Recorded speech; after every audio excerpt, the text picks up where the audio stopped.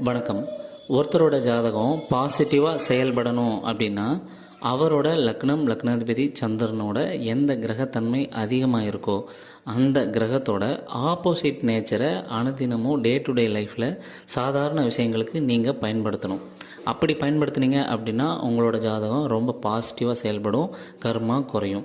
எப்படி சார் அப்படின்னா, இப்போது ஒரு சூரியன் வலுத்த ஜாதகர் மறைவான வாழ்க்கையை அனுதினமும் வாழ ட்ரை பண்ணும்போது, பயிற்சி செய்யும்போது, அதில் ஒரு புரிதலோடு அணுகும்போது நிச்சயமாக அவருக்கு கர்மா அதிகரிக்காது, மெச்சூர்டான லைஃப்பை நோக்கி போவாங்க.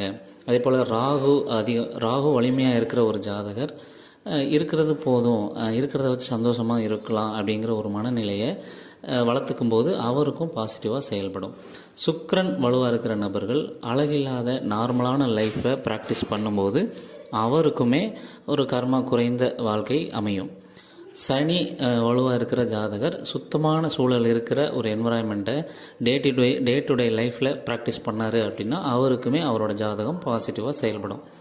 இது எல்லாமே ரொம்ப அர்ஜென்ட் இல்லாத, முக்கியமான விஷயங்கள் இல்லாத ஒரு நார்மல் டே டு டே லைஃப்பில் நார்மலாக இருக்கிற விஷயங்களுக்கு பயன்படுத்தணும்.